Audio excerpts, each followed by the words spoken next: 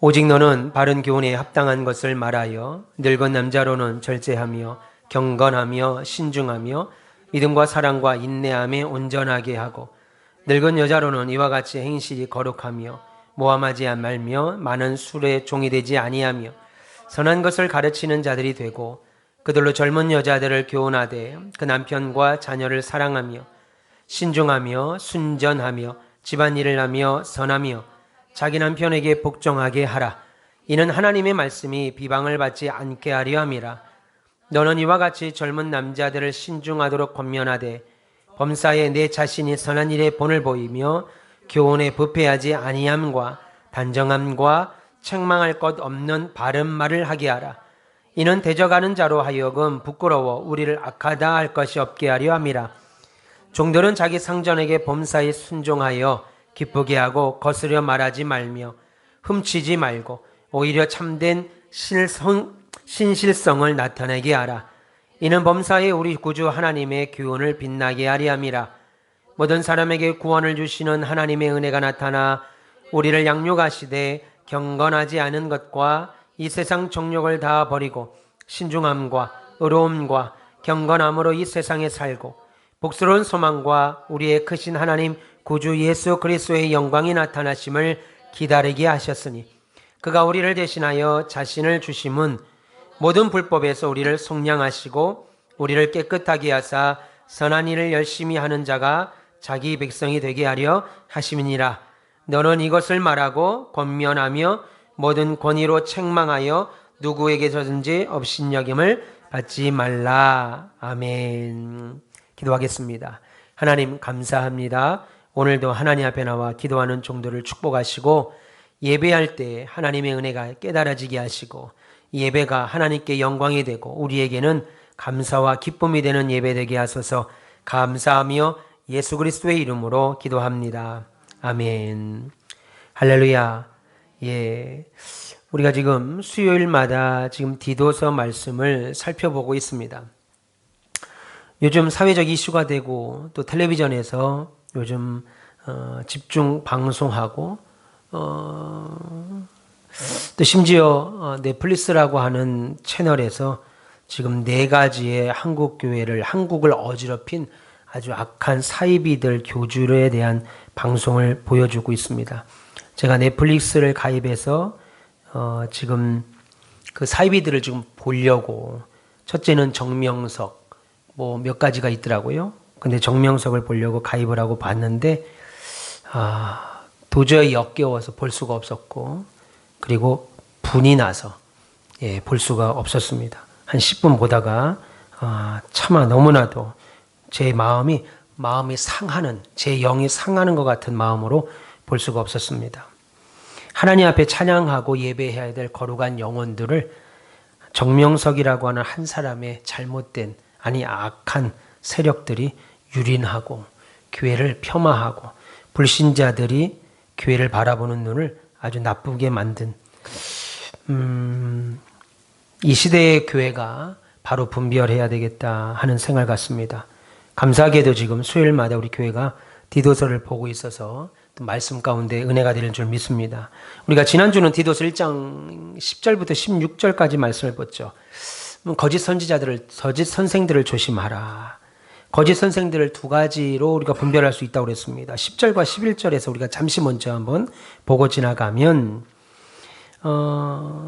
교회 안에 잘못된 생각을 가지고 와서 부부 사이에, 부모와 자녀 사이에, 형제와 형제 사이에 이간질을 시키고, 그리고 자신들의 유익을 위하여 악한 말을 할 때 교회는 공개적으로 그를 정죄하고 말할 여지나 기회를 주지 말아야 한다. 교회들마다 새로운 사람들이 오면 그들을 정착하기 위해서 잘못된 모습을 보고도 말하지 아니하는 모습을 볼 때에 교회를 위하여 바른 말을 하지 아니하는 그들이 확인될 때는 공익을 위하여서 입을 다물게 하라. 성경이 그 이야기를 하고 있지요. 그리고 12절부터 16절까지는 그들의 모습을 통해서 볼 수 있다. 어떤 모습이라고 그랬습니까?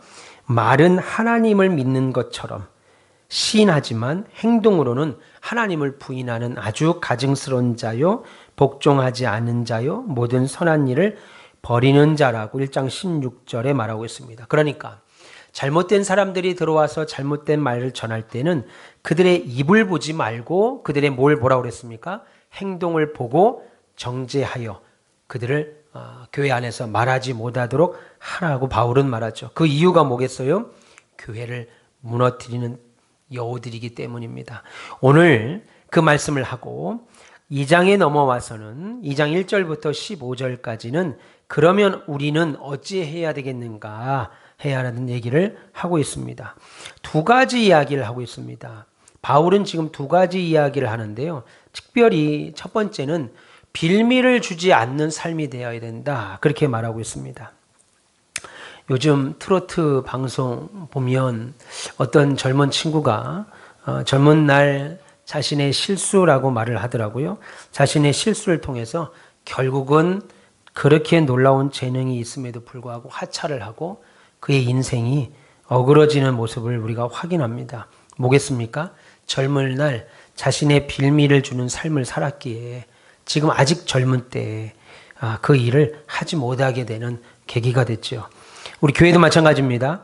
거짓 선지자들, 거짓 선생들, 거짓 사람들이 교회에 들어올 때 우리 믿음의 사람, 우리 믿음의 사람, 특히 오늘 본문을 중심으로 말할 때는 믿음의 사람 디도는, 목사는, 장로는, 권사는, 집사는, 우리 별님들은 어떻게 하라는 거예요? 너 디도는 그 거짓 선생들과 달리 바른 교훈에 합당한 삶을 살아야 된다. 네가 그렇게 전했으면 그렇게 살아야 된다는 거예요. 여러분들이 그렇게 믿었으면, 하나님은 이런 분이고 성경은 이런 말씀이라고 여러분이 믿었으면 그 말씀대로 합당한 삶을 살아야 된다고 그러죠. 또 그런 삶을 교회의 모든 대상들에게 자신뿐만 아니라 그렇게 살 뿐만 아니라 가르쳐야 된다라고 말합니다. 그런데 교회들마다 안 가르치죠. 못 가르치죠. 작은 교회들은 가르쳤다가 교인이 빠져나가고 시험 들었다고 다른 교회로 갈까봐 말을 못하는 것이고, 큰 교회는 굳이 불편한 말 해서 열심히 하는 사람들도 이렇게 많은데 내가 뭐 불편한 사람 한두 사람 붙잡고 뭐 그런 얘기를 하냐. 그러니까 큰 교회는 큰 교회대로 안 가르치고 작은 교회는 작은 교회대로 못 가르치다 보니까 교회가 어지러워지고 질서가 무너지게 된다. 성경 그렇게 말하고 우리가 확인하게 되죠. 그래서 바울은 오늘 그렇게 말합니다. 너 믿음의 사람 디도는 그런 거짓 선생과 다르니까 바른 교훈, 네가 전하는 그 바른 교훈에 합당한 삶을 살 뿐만 아니라 모든 성도들도 그렇게 살도록 가르쳐야 된다라고 말합니다. 그래서 두 가지 이야기를 합니다. 하나는 빌미를 주지 말아야 된다. 그렇게 말하죠. 1절 보세요. 1절 오직 너는 바른 교훈에 합당한 것을 말하라. 그렇게 말합니다. 너희가 바른 교훈을 전했으면 합당한 것을, 바른 교훈에 합당한 것을 말했으면 그렇게 살아야 된다는 거예요. 5절 또 볼까요? 신중하며 순전하며 집안일을 하며 선하며 자기 남편에게 복종하게 하라. 이는 그렇게 하는 이유가 하나님의 말씀이 비방을 받지 않게 하려 함이라.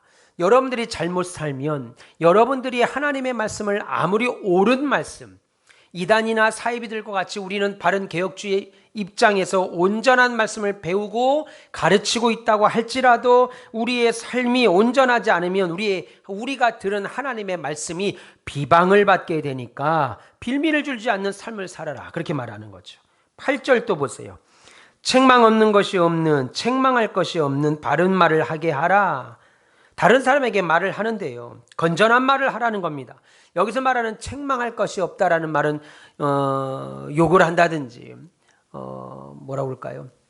좀 저속한 말을 쓴다든지 이런 말이 아니라 건전한 말, 다른 사람이 볼 때 찡그림을 하지 않는 그런 바른 말을 하게 하라는 거예요. 성도들로 하여금. 왜요? 대적하는 자로 하여금, 우리를 대적하는 자로 하여금 부끄러워 우리를 악하다. 야, 너희들도 똑같다. 야, 바르게 예수 믿는다고 하는 너희들도 어쩌면 언행심사가 그러니? 불신자들과 무슨 차이가 있니? 그러지 말라는 거예요. 목사님, 저는요 이런 회사를 다녀서요 저는 이러이러한 일을 하다 보니까 말이 좀 거칠 수밖에 없어요. 저랑 상대하는 일하는 제가 하는 일이 조금 거친 일이어서 말이 좀 거칠게 나갈 수밖에 없어요. 아니라 이겁니다. 우리가 거칠게 하면 그는 분명히 우리를 집사로 알고 권사로 알고 장로로 알 때 장로라고 해서 나은 줄 알았더니만 별 발은 없네. 이렇게 되는 거예요. 그래서 결국은요, 우리가 악하다고, 자기들은 늘 그렇게 말하고 행동하면서 결국 우리 보고 악하다고 하고 우리가 부끄러움을 당하는 경우들을 만나게 된다는 겁니다. 믿기를 바랍니다. 15절 또 있습니다. 너는 이것을 말하고 권면하며 모든 권위로 책망하여 누구에게든지 업신여김을 받지 마라. 저와 여러분들이 하나님의 말씀을 말하고 권면하고 선한 일을 가르치고 나서 여러분들이 그렇게 살지 않음으로 인해서 누구에게든지 업신여김을 당하지 마라 이겁니다. 장로는 나이가 많아서 장로가 아닙니다. 하나님의 일을 그만큼 성숙된 모습으로 할 수 있기에 나이와 상관없이 장로의 직을 허락하는 거죠. 그런데 장로가 업신여김을 당해요. 권사가, 교사가, 목사가 업신여김을 당하지 말게 하라. 그렇게 말하고 있죠. 여러분, 거짓 선생과 그 당시 디도가 있었던 지역의 악한 문화 가운데서 디도는 복음과 하나님의 말씀이 비방받지 않도록 그렇게 살았어야 돼요. 얼마나 힘들었습니까? 우리가 지금 지난주에 계속 말씀을 받았습니다. 그 지역의 사람들은 거짓말하기 좋아한다. 우리가 1장 12절 보세요. 그레데인 중에 어떤 선지자가 그레데 사람들 중에 한 선지자가 나왔고 그레데 교회 그레데 교회가 있었던 그레데 지방의 말씀을 전하는데 뭐라고 말하냐면 그레데 사람들은 항상 거짓말쟁이, 악한 짐승, 자기 배만 위하는 게으름뱅이다. 그러니까 바울이 뭐라고 그래요? 그 말이 참 옳도다. 그러니까 네가 지금 그레데 교회를 목회하는 그 상황은 디도 너는 참 어려운 상황에서 목회를 하고 있다. 지금 우리 시대와 같은 얘기입니다. 그러니까 하나님의 말씀이 비방을 받지 않도록 어려운 시대 어려운 장소에서 말씀을 전하니까 너희는 각 세대별로 바른 말씀을 전할 뿐만 아니라 1절에 말씀하고 있죠. 그에 맞는 삶도 살아야 된다는 거예요. 목사가 하나님의 말씀을 너무나도 은혜스럽게 전했습니다. 힘있게 전했습니다. 능력으로 전했습니다. 너무나도 동의를 얻었습니다. 그런데 삶이 그렇게 살지 못한다면 그것은 사실은 말씀을 회방하는 결과가 나게 되죠. 이를 통해서 교회와 하나님을 대적하는 사람들이 오히려 저 목사 왜 저러냐 함부로 대해듣거나 이런 일이 없어야 되고 오히려 우리의 말씀이 우리의 삶에서 우리의 삶에서 드러나야 그들이 우리로 하여금 함부로 대하는 일이 없다라는 거죠. 우리를 함부로 대하지 않는 이유가 뭐겠어요? 우리가 전한 그 말씀이 결국은 힘이 있다라는 거죠. 여러분, 우리 교회도 하나님 말씀이 업신여김을 당하지 아니하도록 저와 여러분의 삶이 그런 빌미를 주지 아니하도록 빌미를 주지 않는 삶을 사셔야 돼요. 저쪽 장로도 그러더라. 뭐 당신만 그럽니까? 당신만 장로입니까? 당신만 목사입니까? 요즘 목사들이 다 그렇습니다. 예. 그러면 안 된다는 거죠. 그리고 2절부터 10절까지 말씀. 늙은 남자로는, 늙은 여자로는, 젊은 여자들은, 젊은 남자들은, 종은 계속 이렇게 말합니다. 연령에 맞고 세대에 맞는 성도들의 삶이 무엇인가 가르치고 있습니다. 여러분 생각해 보세요.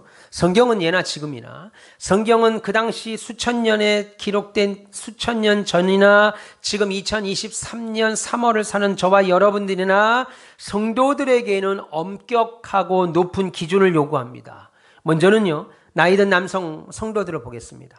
나이든 남자들은 어때요? 2절에 보니까 늙은 남자로는 절제하고 경건하고 신중하고 믿음과 사랑과 인내함에 온전하고 그렇게 말합니다. 쉽게 말하면 무슨 말이에요? 늙은 남자들, 나이가 있는 성도들은 남자 성도들은 교회의 어른으로서 바른 기준을 제시해야 된다는 겁니다. 나이가 있는데 나이가 많아서 교회 안에서 다른 사람들에게 교회의 어른으로서 바른 기준을 제시해 줘야 된다. 그 제시되는 기준이 뭐예요? 바른 믿음을 보여줘야 되는 거예요. 바른 믿음, 그리고 바른 사랑, 그리고 절제, 경건의 모범을 보여줘야 한다는 겁니다. 또 나이 든 여성들을 말합니다.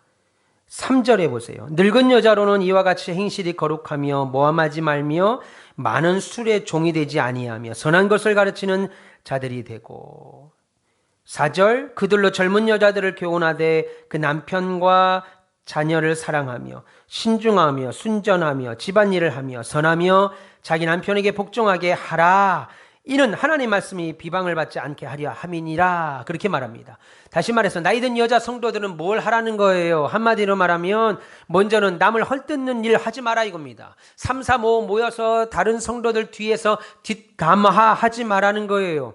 오히려 선한 것을 가르치라는 겁니다. 어떤 거요? 기도하는 거 가르치는 겁니다. 사랑하는 거 가르치는 겁니다. 베푸는 거 가르치는 겁니다. 헌신하는 거 가르치는 겁니다. 목사와 성도들을 위하여 기도해주고 전도하는 거 가르치라는 거예요. 선한 일을 가르쳐서 어떻게 하라는 겁니까? 4절 이하에 젊은 여자 성도들의 모범이 되라 이겁니다. 나이든 여자 성도들은 특별히 젊은 여자 성도들의 모범이 된다. 모범이 되어야 된다. 그렇게 돼야 되는 이유, 또 무엇의 모범이 보여야 되느냐? 그로 인해서 그 젊은 성도들이 나이든 우리 권사님들의 행동과 말에 언행 심사를 잘 본받아서 그 젊은 여자들이 어떻게 해야 돼요? 어떻게 알아요? 자신의 남편, 자신의 자녀를 사랑하고 집안일을 잘 감당하도록 도우라. 그렇게 말합니다. 인생의 연륜도 많고 신앙의 연륜도 많으니까 젊은이들을 가르치라 이겁니다. 그런데 교회가 못하죠. 못합니다. 왜요? 1차적으로는 젊은이들이 들으려고 하질 아니하고 나이 든 사람도 세상에서 사는 익숙한 방식으로 요즘 젊은이들 말 안 듣습니다. 요즘 텔레비전을 보니까요. 기성세대 나이 든 사람들이 뭐라고 말하냐면 야 우리한테 묻지 마라. 우리도 답 없고 우리도 잘 몰라. 너희들이 훨씬 더 잘 알아. 너희들이 조금 지금보다 훨씬 더 우리 세대보다 훨씬 더 많은 문화를 누렸고 학식도 뛰어나고 학벌도 높고 훨씬 많은 문화적 혜택을 받고 있는데 누가 누구한테 묻냐? 우리가 너희한테 물어야지. 그렇게 말하면서 그렇게 방송에 나와서도 우리한테 묻지 말라는 얘기를 하더라고요. 저는 대단히 무책임한 발언이라고 생각합니다.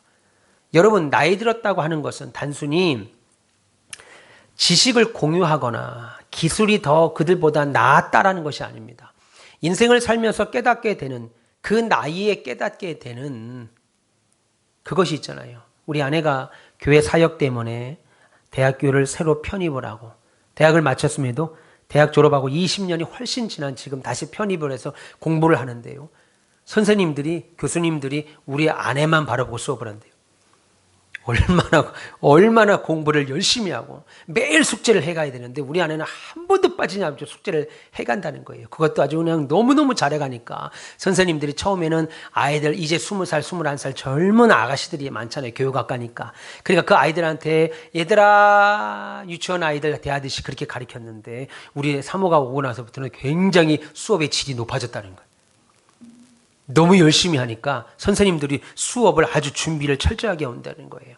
그래서 그러면서 나이가 드신 이제 은퇴를 앞두고 있는 교수님이 계신데 그 교수님이 너희들이 어떻게 공부해야 되고 한자를 배워야 되고 뭐 온갖 이야기를 해주는데요. 우리 사모만 뼈저리게 느낌이 오고 남의 아이들은 이해를 못 하더라는 거예요. 그 말을 이해하겠습니까? 얘들아 한자를 배워야 된다.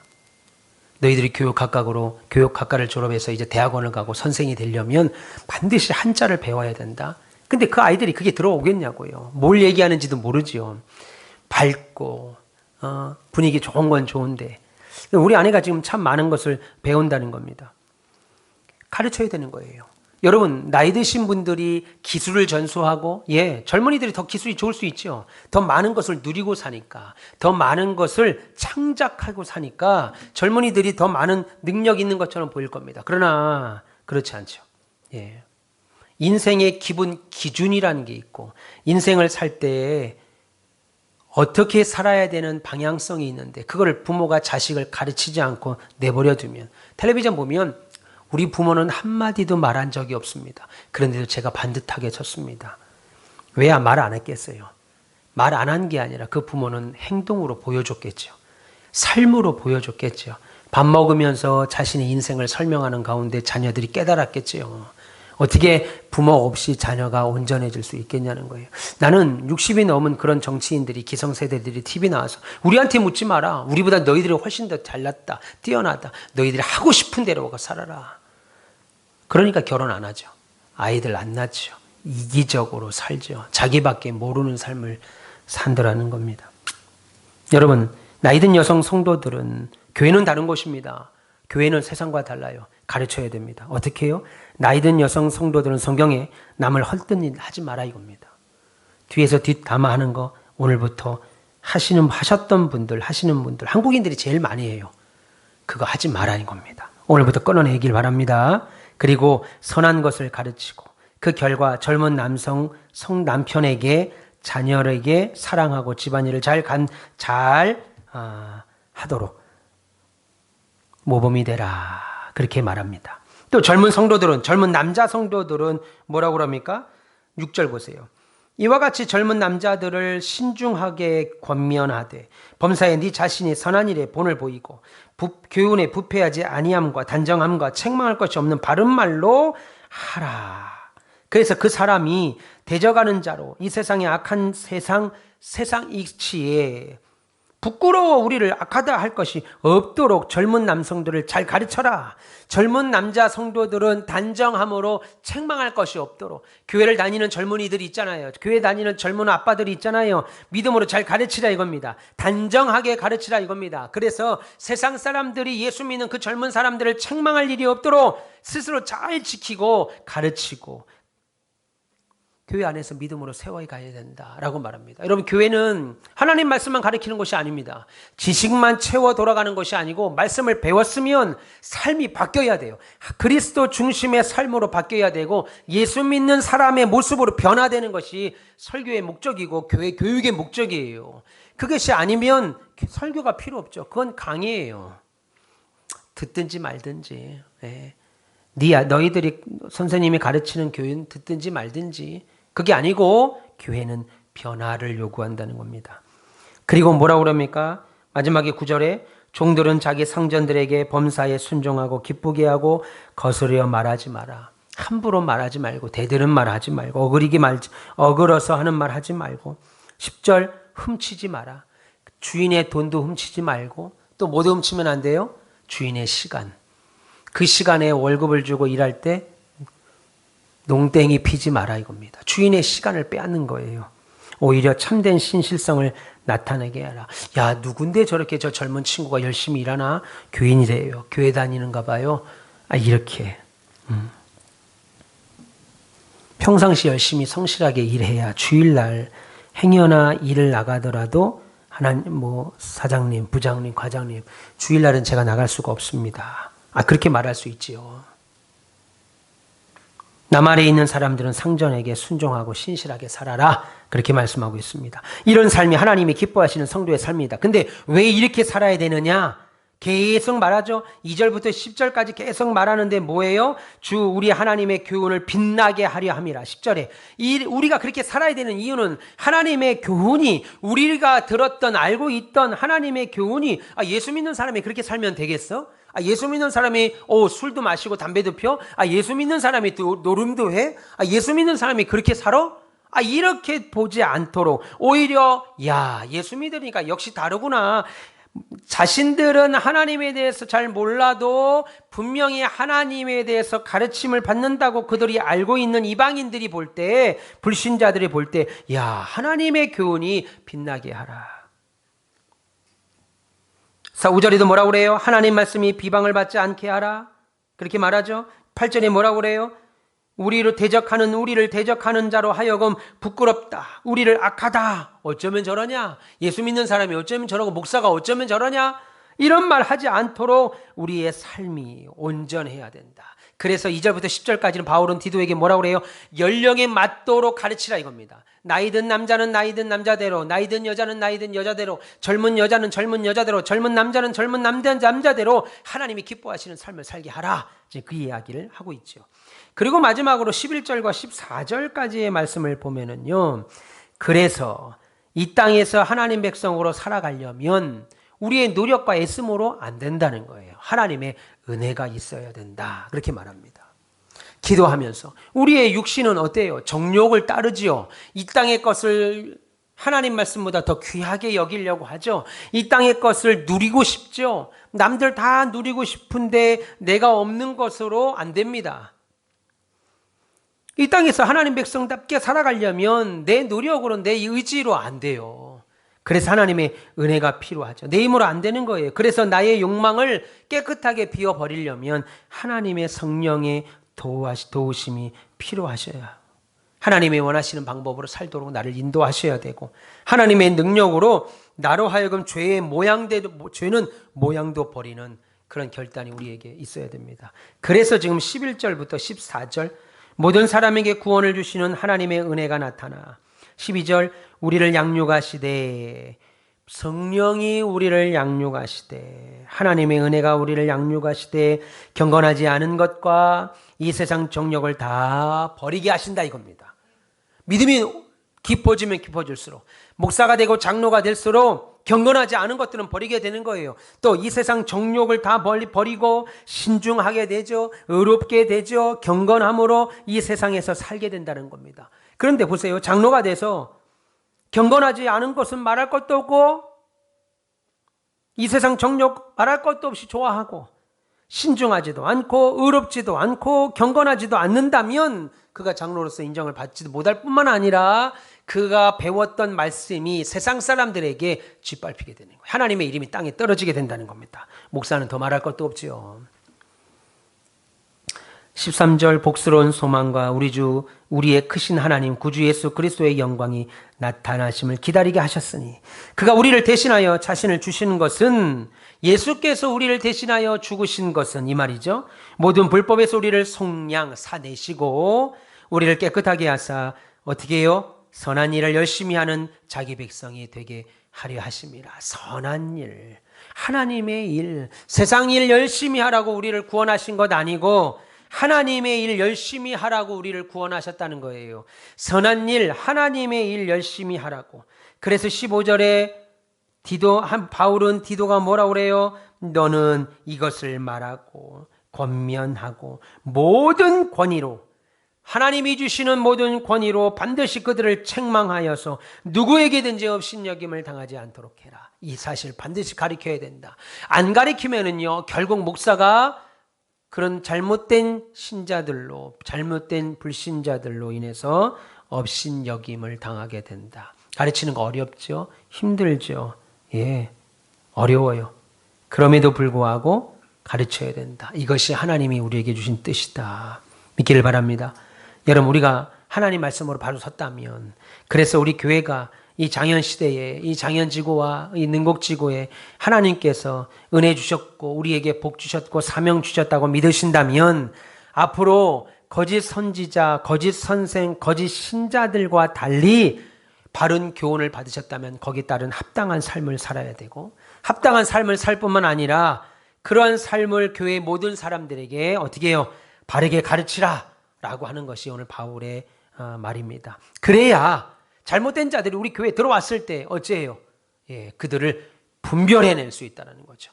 그들의 삶을 통해서 바울은 1장에서 뭐라고 그럽니까? 그들은 입으로는 주님을 시인합니다. 입으로는 하나님을 시인합니다. 그러나 행동은 반드시 하나님을 부정하고 인정하지 않으니까, 왜? 그들의 욕심에 따라 살고 정욕에 따라 살고 그들의 배만 불리는 자들이니까, 너희들이 하나님의 말씀의 교훈에 합당한 삶을 살고 그 합당한 삶의 열매를 맺으면 반드시 그들이 분명히 드러날 것이다. 그들이 잘못된 자들이 교회 안에 드러나게 될 것이다. 그러니 그런 자들을 교회에서 내어쫓고 그런 자들을 교회에서 말하지 못하게 하고 교회의 바른 복음을 세워가고 말씀에 창념하라 라고 하는 것이 디도서 1장과 2장 전체 지금까지 말씀의 은혜였습니다. 믿기를 바랍니다. 우리 가온빛교회가 그렇게 살아야 돼요. 제가 그렇게 살아야 됩니다. 여러분들이 그렇게 살아야 됩니다. 목사님, 요즘 같은 때 그렇게 살기 너무 힘들어요. 그래서 여러분, 성경은 뭐라고 그래요? 하나님 말씀대로 살고 그로 말미암아 좁은 길을 가는 자는 그것이 바로 신자의 영광이라는 겁니다. 신자만 할 수 있는 거예요. 신자만 할 수 있는 겁니다. 여러분, 학생들 시험을 봅니다. 아빠, 엄마, 시험 보는 게 너무 힘들어요. 그러나 그 시험 아무나 볼 수 있습니까? 학생만 볼 수 있는 학생의 영광이에요. 학생만 볼 수 있죠. 시험 보고 싶어도 학생 아니면 볼 수 없죠. 마찬가지입니다. 우리 신자가 어려운 길 가고 좁은 길 가고 믿음의 길 가는 것은 신자만 누릴 수 있는 영광이라는 걸 믿으시면서, 그것이 교회를 살리는 길이고 우리를 살리는 길인 걸 믿으시면서 그런 믿음 안에, 은혜 안에 바로 서시는 저와 여러분 되시길 주님의 이름으로 축원합니다. 기도하겠습니다. 하나님 감사합니다.